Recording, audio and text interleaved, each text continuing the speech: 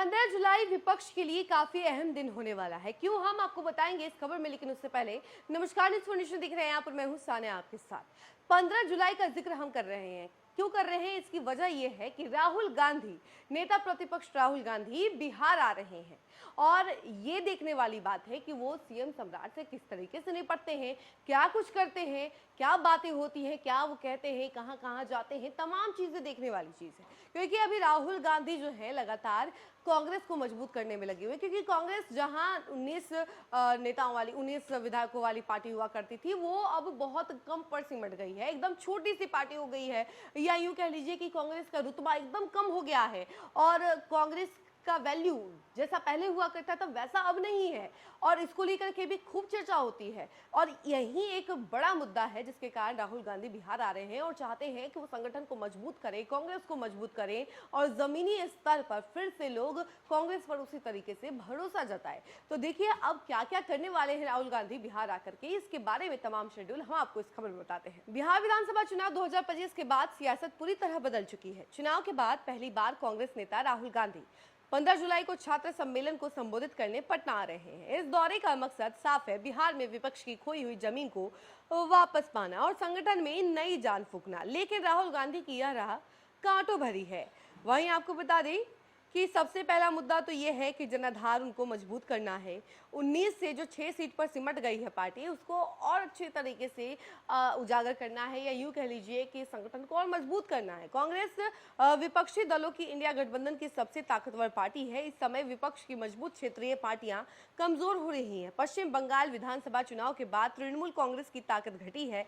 बिहार में राजद की ताकत विधायकों के संख्या बल के हिसाब से कम हुई है। कांग्रेस राष्ट्रीय पार्टी है, लेकिन बिहार में इसका जनाधार सीमित है। ऐसे में राहुल गांधी की सबसे बड़ी चुनौती जनाधार मजबूत करने की है।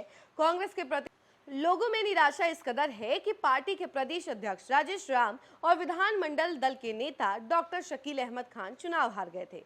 2015 में कांग्रेस के पास 27 विधायक थे, 2020 में 19 सीटें और आई। इसके अलावा 2025 के विधानसभा चुनाव में कांग्रेस को महज 6 सीटें मिली। राज्यसभा चुनाव में महागठबंधन के उम्मीदवार ईडी सिंह की हार की बड़ी वजह कांग्रेस के 3 विधायकों का वोट नहीं देना रहा, जबकि कांग्रेस के वरिष्ठ नेता अखिलेश प्रसाद सिंह कह रहे थे कि कांग्रेस के विधायक उनके घर पर बैठे हैं। कांग्रेस एक तो बिहार में बीजेपी की बढ़त नहीं रोक पाई, दूसरी ओर खुद लुढ़कती चली जा रही है। आरोप मढ़ा गया कि बीजेपी जदयू सरकार ने 10-10 हजार रुपए बांटकर जीत हासिल की, लेकिन सच यह है कि राहुल गांधी का कैंपेन बिहार में फेल हो गया। अभी सामने ना तो विधानसभा का चुनाव है और ना ही लोकसभा का। कांग्रेस के पास समय है कि वह जनाधार मजबूत करे और अभी से अगले चुनाव की तैयारी करे। आमतौर पर कांग्रेस चुनाव के वक्त जागती है, नतीजा सामने है। कांग्रेस के अंदर बड़े नेता आपस में टकरा रहे हैं। प्रदेश अध्यक्ष राजेश राम और पूर्व प्रदेश अध्यक्ष अखिलेश प्रसाद सिंह के बीच तनाव है। साथ ही प्रभारी अल्लावरू और वरिष्ठ नेता डॉक्टर शकील अहमद से भी अखिलेश की नाराजगी है। हाल में दिल्ली के एक आयोजन में अखिलेश प्रसाद सिंह ने अल्लावरू पर हार का ठिकरा फोड़ते हुए कहा कि मुझे प्रदेश अध्यक्ष पद से हटाने के बाद बिहार कांग्रेस का जो परिणाम आया सभी जानते हैं। जिन्हें राजनीति से कोई वास्ता नहीं, उन्हें प्रभारी बना दिया जा रहा है। अखिलेश ने जिसकी जितनी भागीदारी उसकी उतनी हिस्सेदारी नारी की आलोचना की। राहुल गांधी जिस ओबीसी को उनका हक संगठन से लेकर टिकट बंटवारे तक में देने की वकालत करते रहे, उसके उलट अखिलेश सवर्णों की ताकत पर बोलते दिखे। कांग्रेस में अखिलेश प्रसाद सिंह के पुत्र आकाश भी अल्लावरू पर गंभीर आरोप लगा चुके हैं। अखिलेश का झुकाव लालू यादव की तरफ रहा है। लालू कह चुके हैं कि सोनिया गांधी से पैरवी करके उन्होंने अखिलेश को पहली बार राज्यसभा का सदस्य बनवाया था। अखिलेश के आरोपों का जवाब डॉक्टर शकील अहमद खान की तरफ से काफी तीखा आया था। उन्होंने कहा कि 7 बार अखिलेश सिंह और उनके परिवार ने चुनाव लड़ा, लेकिन हार गए। 2015 में महागठबंधन के साथ वे खुद अपना चुनाव नहीं जीत सके। जो खुद अपना चुनाव नहीं जीत सकता वह कैसी बात कर रहा है। उनको खुद को आईने में देखना चाहिए। राहुल गांधी का कॉन्सेप्ट सभी को साथ लेकर चलने का है। शकील अहमद खान इसके हिमायती रहे हैं कि कांग्रेस में सभी जाति वर्गों की भागीदारी जरूरी है। राहुल गांधी भी मानते हैं कि ओबीसी को कांग्रेस ने तरजीह नहीं दी, यही वजह है कि बिहार में कांग्रेस कमजोर हुई। तीसरा पॉइंट, सम्राट की एग्रेसिव पॉलिटिक्स का जवाब भी उन्हें देना होगा।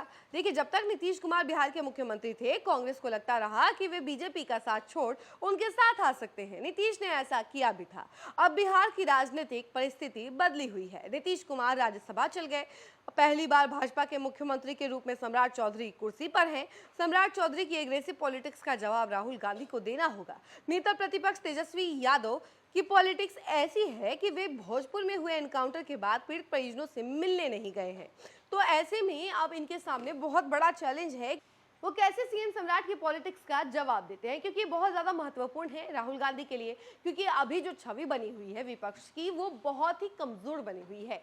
यानी कि लोगों को, बिहार के लोगों को अभी तक इतना भरोसा नहीं हो पाया विपक्ष पर कि वो सीधे सत्ता में ला करके बैठा दे। और ऐसे में अगर विपक्ष चाहती है कि आने वाले दिनों में, आने वाले चुनाव में वो एक अच्छी जीत हासिल करे, तो उसके लिए उन्हें पहले से ही तमाम कोशिशें करनी होगी। ऐसी बातें सामने आ रही। और जो बड़े बड़े पॉलिटिशियंस कहते हैं, उनका यही कहना है कि भाई विपक्ष को फिर से हर चीज़ करना चाहिए, यानी कि ज़मीन पर उतरना चाहिए और इसके अलावा लोगों से मिलना चाहिए और कई सारे मुद्दों को उठाना चाहिए। तो अभी राहुल गांधी जब आएंगे 15 तारीख को, तो उनके सामने बहुत सारे मुद्दे होंगे। तो देखना ये है कि वो कैसे उन सभी मुद्दों से निपटते हैं। फिलहाल इस खबर में इतना ही। ऐसी तमाम अपडेट के लिए जुड़े रहे हमसे और देखते रहे न्यूज़ फॉर नेशन। धन्यवाद।